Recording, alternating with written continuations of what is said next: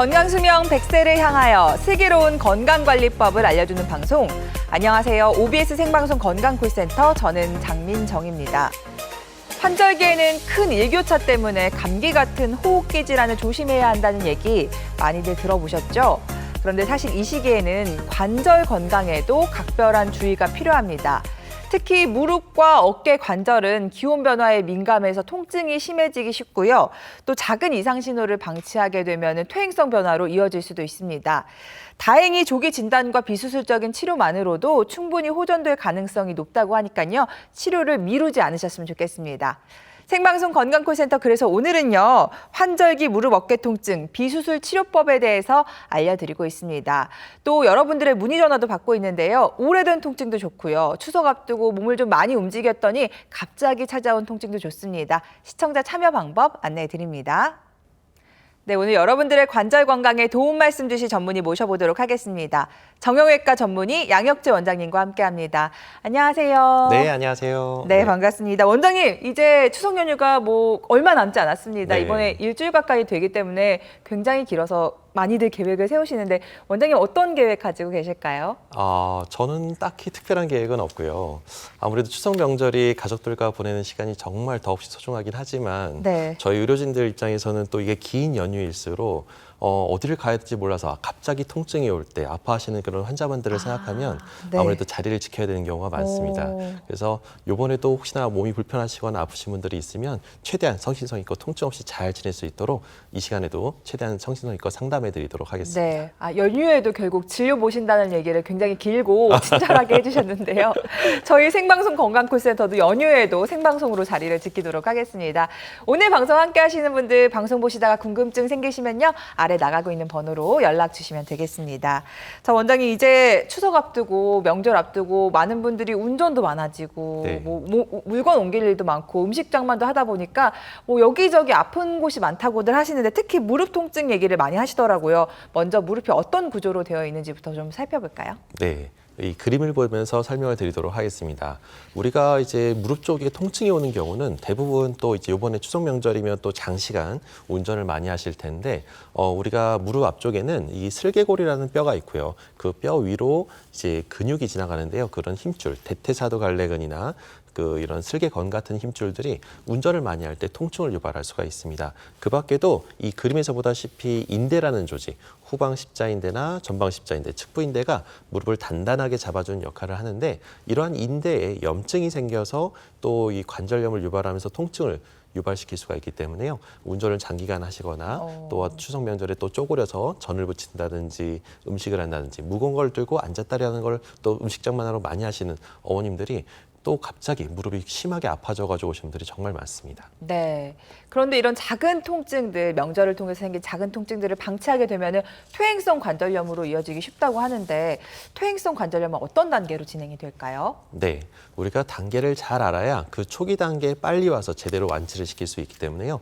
시청자분들도 전문가는 아니지만 요 엑스레이 사진을 보면서 저게 일기구나, 요게 사기구나라는 걸 보시면 좀 참고하는 데 도움이 될 것 같습니다. 우리가 초록색의 그 1기 단계는 안쪽과 바깥쪽에 비교적 뼈와 뼈 사이 간격이 일정해서 비교적 정상 관절에 유사하게 잘 유지되고 있는 관절이고요. 2기와 3기는 뼈와 뼈 사이 간격이 50%나 75% 이상으로 감소되었을 때 2기라고 진단하고 3기라고 진단합니다. 그래서 보통 2기하고 3기일 때 이때 정말 잘 치료하고 관리받고 또 의료진과 잘 상의해서 꾸준히 정기적으로 추적 관찰을 잘해야 우리가 4기까지 안 가게 막을 수 있는 여러 가지 좋은 비술적인 치료법들이 있으니까요. 이때 잘 내원하셔서 빨리빨리 예방하고 건강검진 받고 이렇게 관리하시길 권해드리고요. 그 밖에 4기 정도로 또 이게 심하게 지금 엑스레이 사진상으로는 아주 심한 사기를 소견을 보이고 있는데요. 네. 우리가 사기라고 해도 다 심한 사기가 아니라 또 경우에 따라서는 3기에서 4기로 살짝 넘어가는 초기 단계일 수도 있으니까요. 이럴 때도 너무 실망하지 마시고 초기 단계에 빨리 오시면 우리가 인공관절을 안 하고도 치료할 수 있는 방법들이 여러 가지가 있습니다. 네. 저희가 엑스레이 상으로만 살펴봐도 2기부터 3기, 4기는 관절 상태가 확연히 달라 보이거든요. 그래서 같은 치료를 받지는 않을 것 같은데요. 단계별로 어떤 치료가 있습니까? 네, 맞습니다. 우리가 단계별로 치료법이 다 다릅니다. 그래서 보통 1기일 때는 가볍게 정형외과나 이런 그 통증 쪽에서 내원하셔가지고 물리치료나 도수치료, 재활치료를 받고 한두 번 치료만 해도 금방 회복돼서 정상 생활이 가능한 이런 경우가 많고요. 보통 관절염이 2기나 3기인 경우는 조금 여러 번 치료를 해야 되는 경우가 꽤 많습니다. 그래서 병원도 자주 방문하고 약도 한두 달 이상 복용하고 그다음에 연골사도 여러 번 이제 반복적으로 맞으신 분들이 꽤 있으신데요. 이러한 치료에도 불구하고 갑작스럽게 통증이 악화되면서 심하게 더 이게 연골 치료를 받는데도 불구하고 좋아지지 않으신 분들이 꽤 있습니다. 네. 이런 분들은 좀 더 적극적인 치료를 받으셔야 되는데요.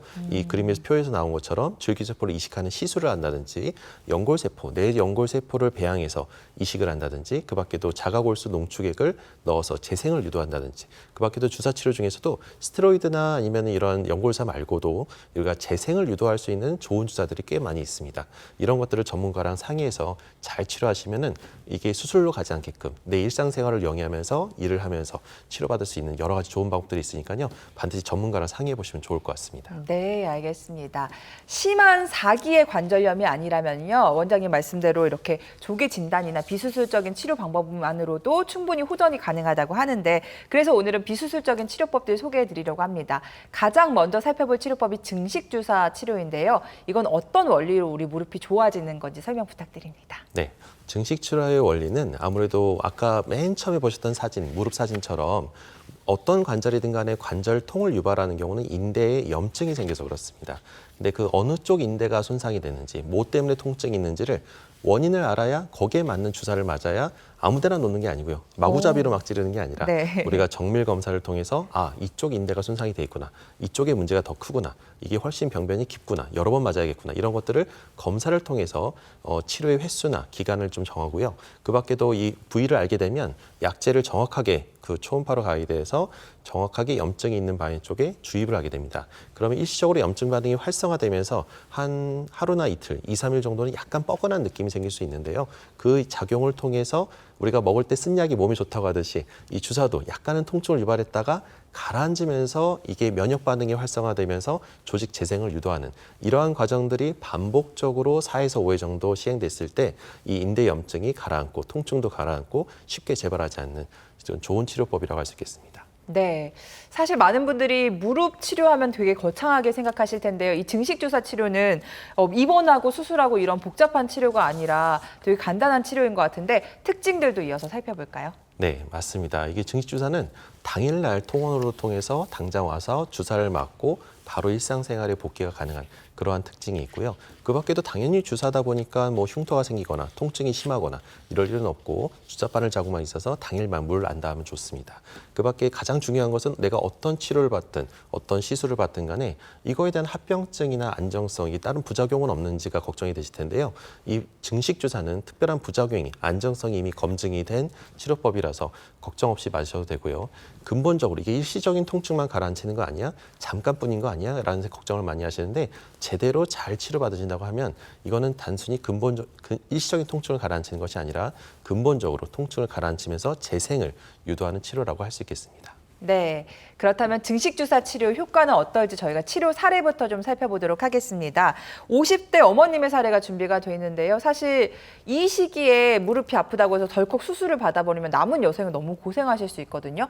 그래서 증식주사 치료로 한번 치료를 받아보신 것 같아요. 네, 맞습니다. 이게 50대는 인공관절이나 이런 수술을 권하기가 좀 힘든 상태고 근데 이 어머님 같은 경우는 정말 통증이 너무 심하셨어요. 그래서 이제 참을성이 워낙 좋으시다 보니까 참고 참는데 동네 의원을 가서 엑스레이를 찍어봐도 이상이 없다. 관절염은 2기밖에 안 된다. 그러니까 연골사 맞아라. 근데 연골사 아무리 맞아도 이게 좋아지지가 않는 거예요. 그리고 점점점 더 심해져서 쩔뚝쩔뚝거리면서 들어오셨습니다. 그래서 뭔가 문제가 있는 것 같습니다라고 해서 엑스레이를 찍어봤는데 엑스레이상에서 이상이 없어서 정밀 검사, MRI를 찍어봤더니 왼쪽 사진처럼 이 안쪽의 뼈가 단단한 게 이제 건강한 뼈는 진한 검은색으로 보여야 되는데 왼쪽 사진은 아주 하얗게 뼈의 심한 부종과 함께 뼈가 심각하게 약해지면서 동시에 연골도 갑작스럽게 떨어져 나가려고 하는 급격한 관절염이 진행되려고 했던 소견이 보이고 있습니다. 그래서 이 상황에서는 솔직히 말하면 수술을 좀 권해야 되는 상황이었는데 어머님한테 이게 이제 상황을 여쭤보니까 당장 생계가 걸려 있고 일도 많고 내가 당장은 정말 수술은 도저히 할 수 없는 상황이니까 다른 방법은 없겠냐라고 해서 증식 주사를 생각하고 그러면 치료하자 그렇게 해서 어머니한테 잘 설득하고 대신 주사를 치료하는 동안에는 절대 저의 지침대로 무릎에 무리 가지 하는 행동을 꼭 지켜주십사 하고 주사 치료를 시작했고요. 다행히 5회 정도 시행을 하고 나서 우리가 한 달에 한 번씩 해서 5회 정도 시행을 하고 나서 시술 후에 딱 봤더니 나중에 본 MRI 결과는 너무나 드라마틱하게 완전히 와. 뼈도 붓기가 싹 빠지고 또 네. 재생도 잘 돼서 이 어머님들은 정말 수술의 고비에서 거기서 탈출해서 지금은 일상생활도 잘 지내시고 수술하지 않고 정말 건강하게 잘 지내시는 분 중에 한 분이라고 할 수 있겠습니다. 시술 전 사진에 이제 하얗게 뽀얗게 보이는 게 염증이고 부은 부분들인데 그게 정말 사라진 모습을 저희가 확인할 수 있었습니다. 자, 이제 명절 거치면서 무릎 통증이 심해진다는 분들 많습니다. 특히 시골 같은 경우에는 도시처럼 엘리베이터가 잘 돼 있는 게 아니라서 계단 오르면서 끙끙대는 경우도 굉장히 많고요. 또 무릎을 많이 혹사시키다 보면은 무릎에서 딱딱 소리 난다는 분들도 많으신데요. 이런 증상 갖고 계신 분들이라면 오늘 저희 쪽으로 문의 주시기 바랍니다. 네, OBS 건강콜센터 여러분께서는 생방송으로 함께하고 계시고요. 지금부터는 여러분들의 문의 전화 받아보겠습니다. 여보세요? 예, 여보세요? 네, 안녕하세요. 네, 안녕하세요. 네, 어머니 명절 준비 잘하고 계실까요? 아주 며칠 있어서 아직까지 준비 안 하고 있습니다. 아이고, 괜찮습니다. 어머니 연세가 네. 어떻게 되실까요? 71이에요. 70대시고요. 양혁재 예. 원장님과 통화 나눠보시죠. 예, 예. 네, 안녕하세요, 어머님. 네. 예, 원장님 반갑습니다. 네, 어머님 반갑습니다. 예. 어디가 많이 예. 불편하세요? 무릎이 네. 제가 작년부터 아파서 동네 네. 병원에 네. 예, 치료 하다가 네.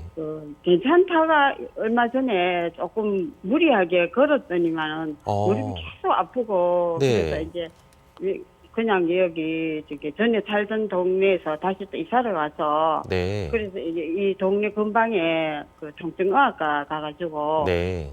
사진을 찍어 보니까 네네. 이 무릎하고 허리 다 찍어봤는데 수술할 단계는 아니고 다행이네요.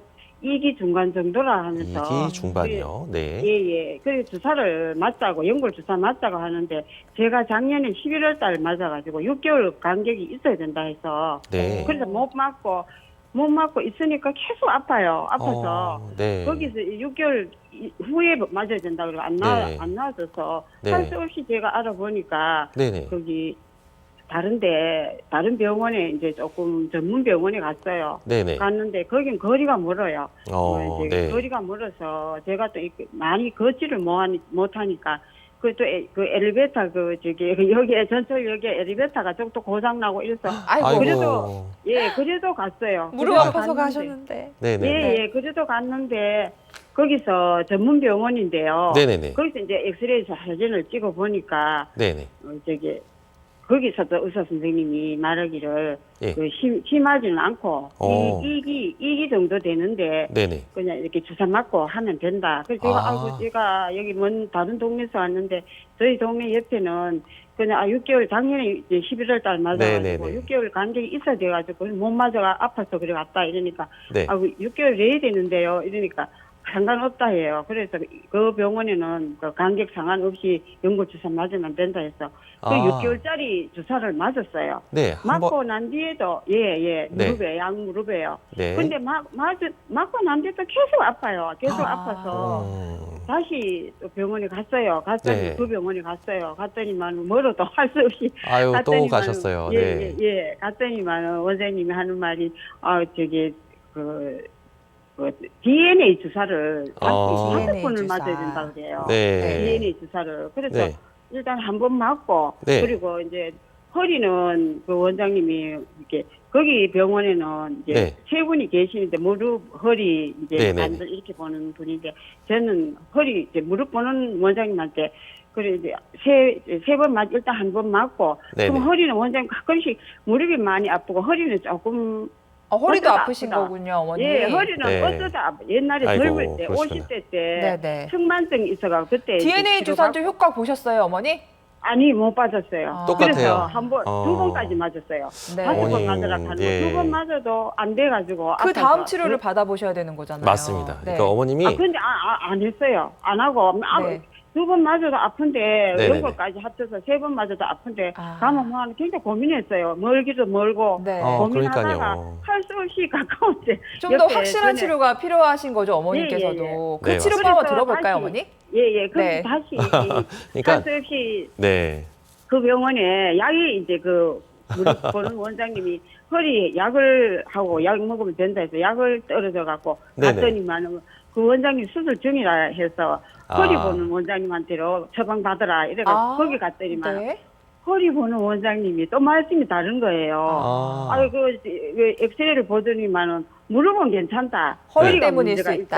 예, 아. 허리 네. 때문에 무릎까지 아프다. 네. 그래서 MRI 검사를 하자 해요. 그래가 제가 너무 막 당황을 해가지고. 그러시겠어요, 갑자기 진짜. 예, 네. 무릎 보는 원장님은 분명히 허리는 괜찮고 무릎만 치료하면 된다 하는데 서로 말이 내가 다르셔가지고. 너무, 예, 네. 달라가 너무 이게 헷갈리시겠어요, 안 우리 된다. 어머니께서. 예, 그래. 어머님이 가만히 본인이 판단했을 때 무릎이 더 아프세요? 아니면 허리가 더 아프세요?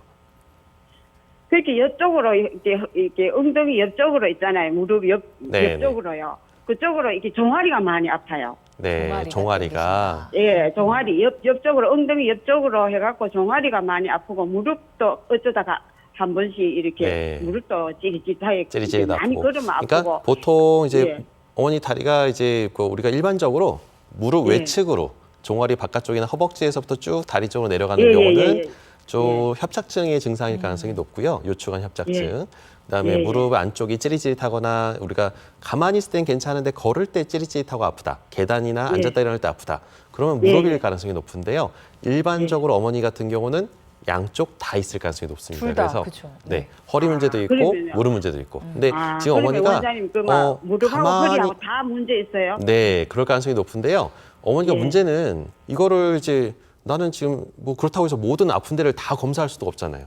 그쵸. 그리고 비싼 또 MRI를 또 이것저것 다 찍으면 또 비용도 많이 나올 거고. 네. 그러니까 그런 것들을 이제 의사 선생님이 중요도나 위중도나 빨리 진행되는 것들을 감안해서 중요한 걸 먼저 선택해주고 이게 먼저 더 중요한 것 같으니까 이런 것들에 대해서 이제 잘 그 문진을 하고 환자의 상태에 가장 맞는 제일 필요한 치료 검사부터 권하는 게 맞습니다. 그래서 무릎도 잘하고 허리도 잘하는 선생님한테 가서 어머님이 한번 제대로 한번 다시 진료를 보시고 어머니 상태를 잘 얘기해 주시면 지금 우리 전화하듯이 이렇게 꼼꼼하게 잘 얘기해 주시면 아마 꼭 필요한 치료를 권해드릴 거고요. 어머님이 지금까지 한 치료는 연골 주사, DNA 주사인데요. 이건 아주 기초적인 치료입니다.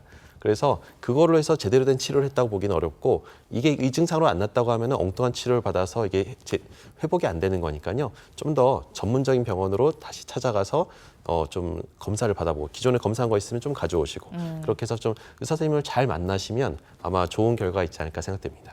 네. 원장님, 우리 어머님처럼 허리, 무릎 둘 다 동시에 아프신 분들 꽤 많으시죠? 꽤 많습니다. 그래서 의료진도 참 이게 무릎인지 허리인지가 감별이 힘든 경우가 꽤 많습니다. 하지만 가만히 얘기를 들어보고 진찰을 잘해보고 그래서 문진과 진찰이 정말 중요합니다. 엉뚱하게 그냥 무릎 아프다고 그러면은 무릎만 딱 찍고 검사하고 하는 게 아니라 환자를 보고 그 상태에 맞춰서 검사를 하는 것이 가장 또 좋은 결과를 보이니까요. 그런 의사 선생님을 좀 만나서 치료를 받으시면 좋은 결과가 있을 겁니다. 네, 알겠습니다. 어머니 지금 허리와 무릎에 동시에 문제가 있는 듯 보입니다. 그런데 어디를 더 먼저 치료해야 되는지, 어디가 더 위중한지를 좀 순서를 정해주실 수 있는 그런 의료진을 만나시는 것도 좋을 것 같습니다. 전화 주셔서 감사드리고요. 다음 전화 이어가도록 하겠습니다.